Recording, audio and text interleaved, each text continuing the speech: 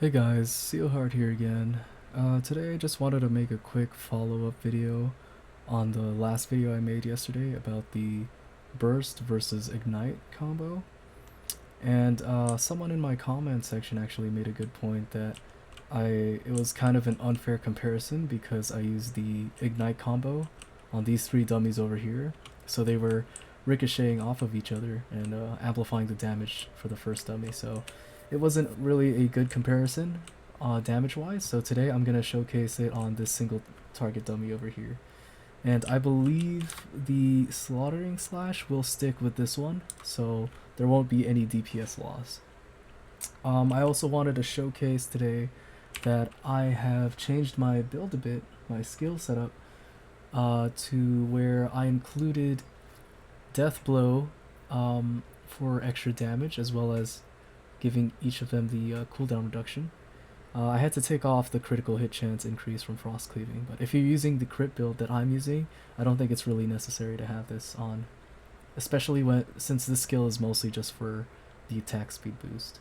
So here's my skill spec tree for the Greatsword branch, and here's my spear skill specs for PvE. So I'll be showcasing this combo with my DPS set on both the burst rotation, and then I'll follow it up with the ignite rotation afterwards. So I'm gonna time this right now on this 1 million HP dummy, and let's see how fast I can get it down this time. Alright, ready? 3, 2, 1, let's go.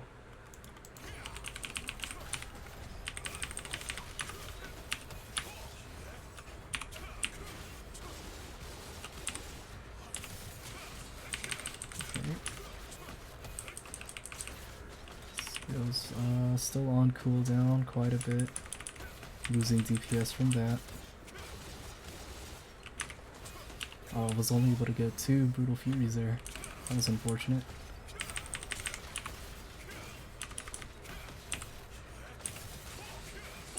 Let's see. Yep, only 1. That's screwed up. I should have waited for my thing again.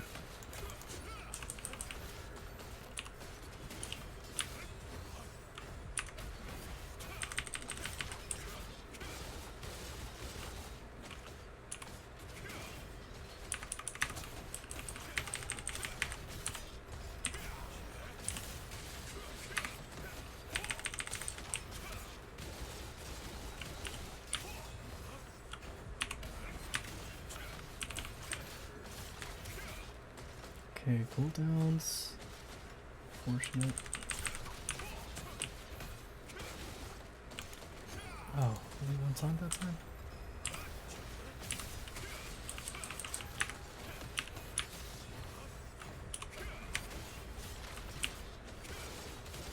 There you go.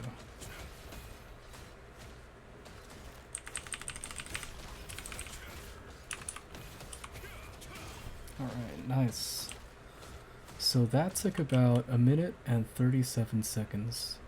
A couple seconds earlier than yesterday actually, since I didn't lose much DPS bouncing around targets, like what happened over here. Yeah, this one I was able to stick with it on this target, so that was nice. The one thing I will say about this combo is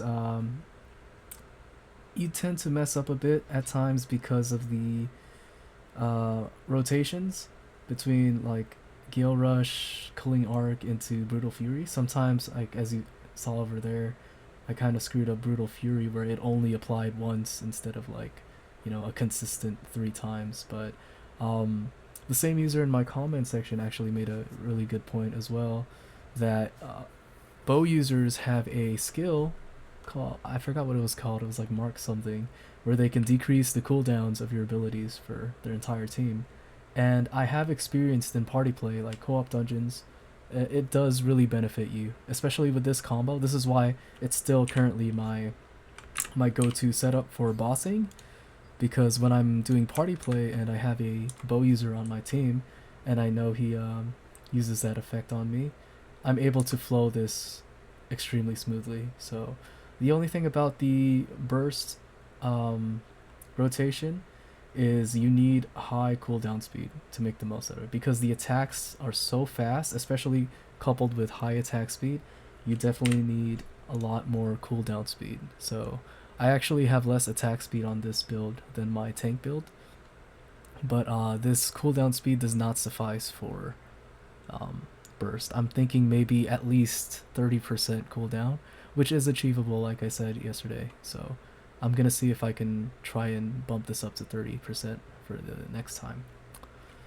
So that took 1 minute and 37 seconds. Let's try out the Ignite build this time. Okay. So again, this is my skill spec tree for the Ignite build. Here we go. You can move these around a bit too, like you can take this off or that, but for the sake of not making this video too long like yesterday, I'll just keep the same stats as yesterday.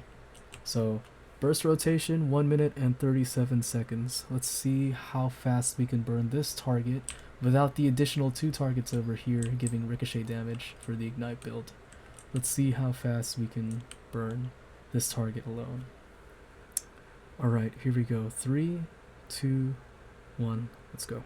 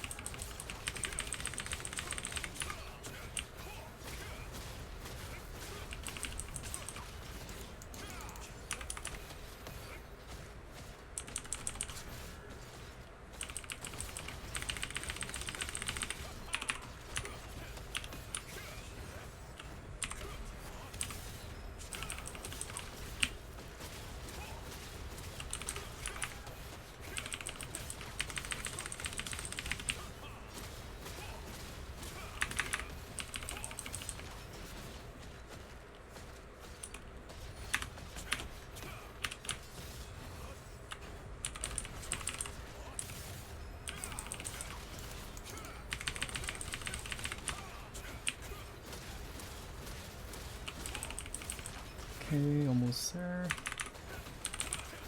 Cooldowns are a little finicky right now.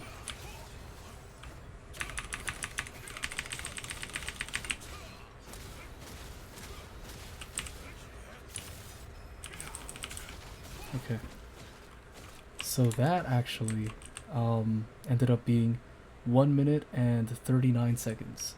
So 2 seconds shorter than the burst rotation. So for those wondering yesterday, you're right. For this combo specifically that I've used, comparing the two, the burst rotation actually surpassed the ignite rotation. And that's on top of not having enough cooldown speed to make the most out of its abilities. Granted, here as well, there were a couple times where I didn't manage my cooldowns as well as I could have. But honestly, between the two, they were pretty much almost identical. So burst rotation was 1 minute and 37 seconds, and the ignite rotation was 1 minute and 39 seconds. However, if you do have a bow user in your party who uses the cooldown decrease skill, the mark skill, I think that the burst rotation will out-trump the ignite rotation in that sense.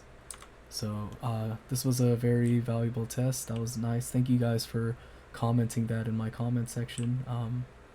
I think the burst rotation is superior to the ignite rotation when it comes to bossing alone. And if you have someone like that in your party, if you're solo, I guess it could go either way, depending on how well you manage your cooldowns and your rotations. But it does seem that the burst rotation won this time.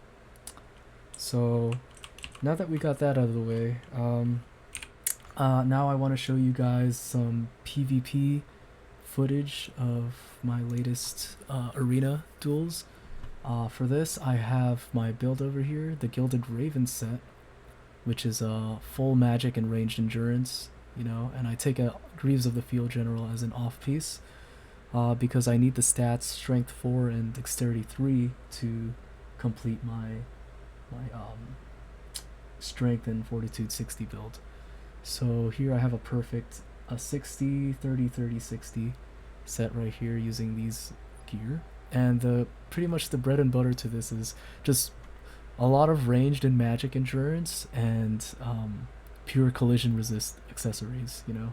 Like every single like accessory I have has collision resist, except the rings.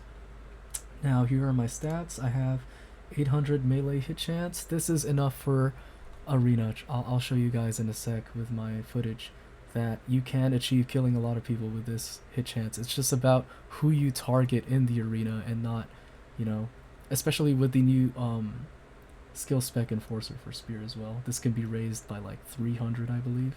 So keep that in mind, that this is enough hit chance, definitely. And here's my ranged endurance. My magic endurance actually a lot lower than what it's stated in questlog because I don't currently have my runes there, you know. My blue runes aren't even magic endurance, but when I get them to 60, they should provide, like, I believe in questlog it was a total of 1,600 magic endurance, so that's a crazy ton of you know, defense right there. The mages practically can't crit you at that point. So this has been proving to be the most successful build I've had in PvP so far. I can outlast the enemy's CC while still dealing a lot of damage and surviving a lot. And this is without Bloodleech Aura as well. My survivability is still pretty nice. Here's my buff duration. I recommend trying to get this a little higher if you can. I'll see if I can push it there. And here's my cooldown speed and attack speed. So over here in my weapon, I actually have dexterity 3 and attack speed on my Adentis sword because I use this in my DPS build as well. But if you really want to go full tank, you can switch this in for this rune combination to get the strength 3 and critical hit damage reduction 6% to just have maximum survivability. As I showcased here, I also did that for my belt. Yeah. And basically I just went for like as much max health as I can to make the most out of Adentis's passive. And you can view more of these details in my questlog build. I'll link it down below in the description as well for this video. So other than that, yeah, I have about 900 collision resistance, and here's my skill setup for PvP. Keep in mind this is a work in progress. I just came up with this like on the spot, so it's not really like finalized yet, but here are my passives and for spear and for greatsword, the bread and butter. I take Wreak Havoc in order to keep tanks or just anyone in general from shield blocking before I do my combo. So I like dash into them, and then I follow it up with my stunning blow, ascending slash into guillotine blade, you know. And when these are off cooldown, that's when I start using my spear abilities to whittle them down. If they're still alive after that, I use these to whittle them down. And precision dash for the extra heavy attack chance over here, as well as the bind. This helps a lot when stopping opponents. So here are my skill specs for PvP. This is a work in progress. I might change some abilities out. And here are my skill specs for a greatsword. Also, I've been thinking of trying out a more supportive play in PvP as well, using Blood Devotion and Bloodleech Aura, but I've yet to try that out, so I'll save that for a future video. I was thinking you could like peel for your party members using Blood Devotion and then just out heal the damage using Bloodleech Aura. I think that works really well with, my theory is it works really well with the Gilded Raven set, since you focus on survivability. But not to say that this build does not do damage, as you'll see in my video. This build is a great mixture of tankiness and damage, so I'll let you guys see that for yourself and judge it how you like.